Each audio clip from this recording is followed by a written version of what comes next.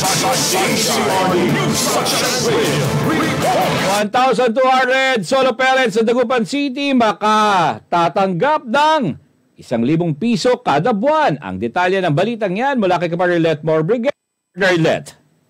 Makakatanggap ng 1,000 piso kada buwan ang aabot sa 1,200 solo parents ng Dagupan City. At personal itong kinapanayam ni Mayor Belen Fernandez.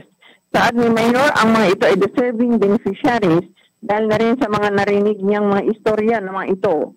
So mailalim din ang mga ito sa Solo Parent Assessment Team na kinabibilangan ng CSWDO, Office of the Mayor, mga barangay captains na nagsisertifika ng kanilang indigency status.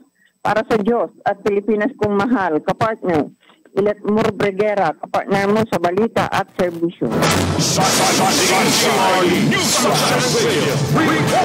Samantala, drug personality arrestados ng Urdaneta PNP.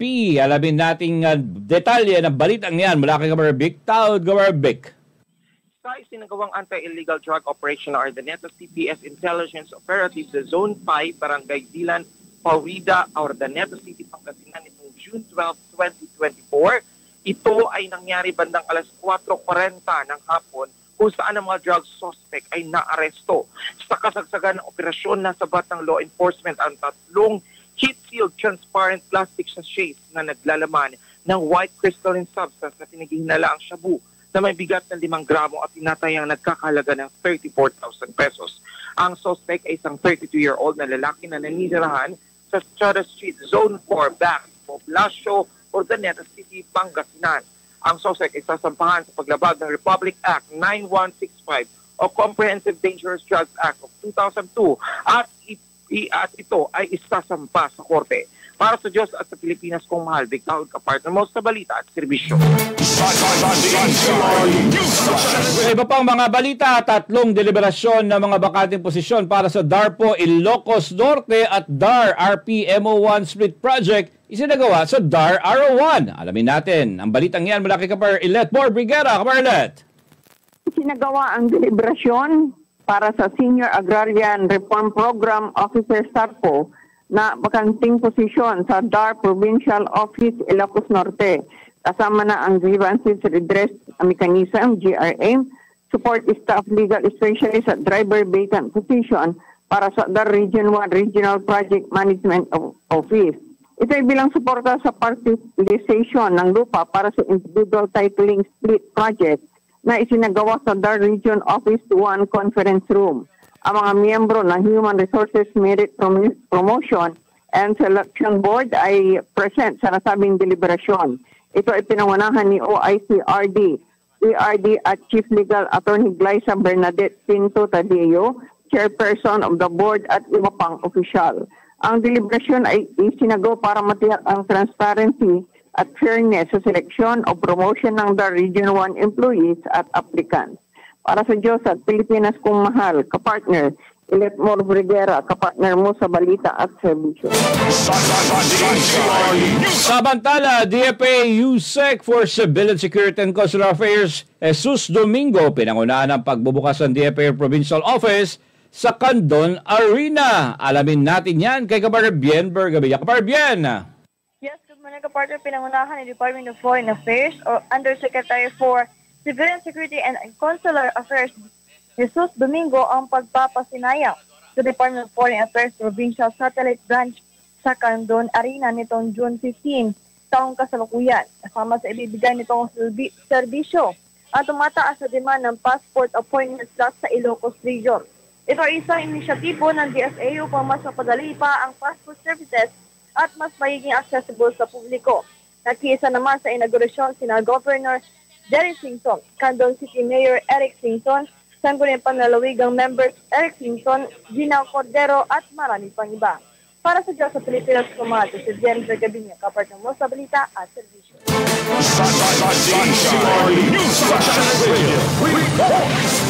Dagdag pang balita, search for the boss prepared. Barangay para malabanan ng dengue. Inulunsad sa Biga, San Fabian, Pangasinan. Alamin natin yan kay Kapartner Vic Taud. Kapartner Vic. Partner Vic.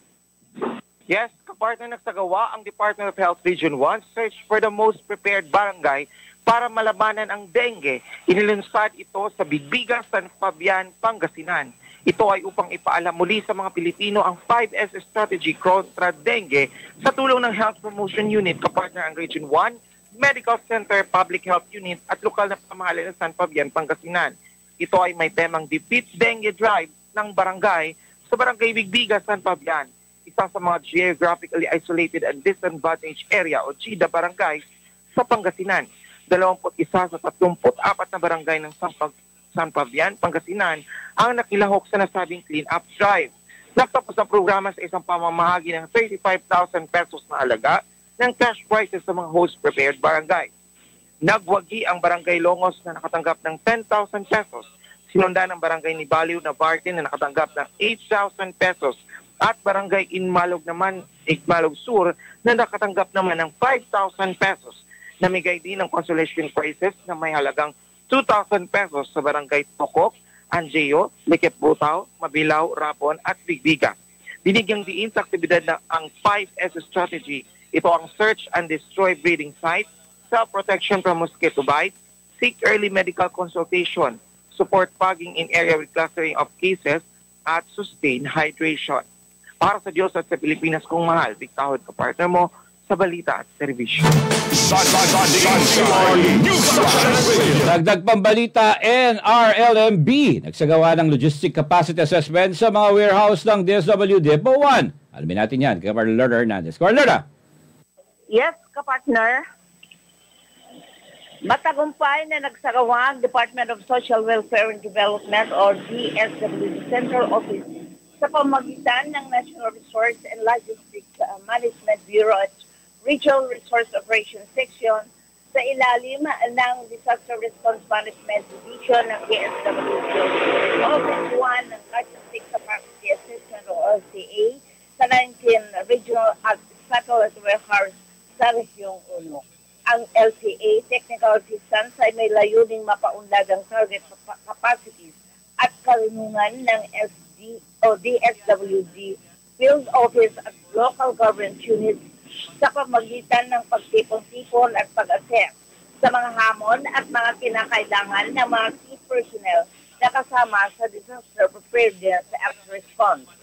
Isa sa mga sinabi ng Field Office 1 ay ang crucial reconditioning at sanitation na relief goods para matiyak na ligtas at epektibo ang mga assistance na ibibigay sa mga disaster-affected communities. Ang nasabing assessment ay pagtitiyak na rin sa integridad ng mga relief goods para sa mga dignidad ng mga disaster-affected families at maiwasan ang contamination ng mga food and non-food items. Para sa Diyos at Pilipinas kong mahal, Lerner Hernandez, kapartner mo sa balita at servisyo. At para sa huling detalye ng ating balitang regional, DepEd Region 1 kiisa sa kauna-unang ALS Summit. Alamin natin yan kay kapartner Sheila Balaguer. Sheila! Nakiisang Department of Education Region 1 sa isinagawang ALS Summit nitong Hunyo 13 hanggang 14, 2024 sa Simeo Inotec, Quezon City. Kasama nito ang lahat ng implementers, advocate at supporter ng Alternative Learning System o ALS. Ito ay may temang Preparing the Filipino Learners for Lifelong Learning. Layunin ng summit na inorganisa ng DepEd Bureau of Alternative Education na magbahagi ng good practices at mga tagumpay sa implementasyon ng ALS sa matatag agenda at tukuyin ang mga maaari pang reforma sa ALS.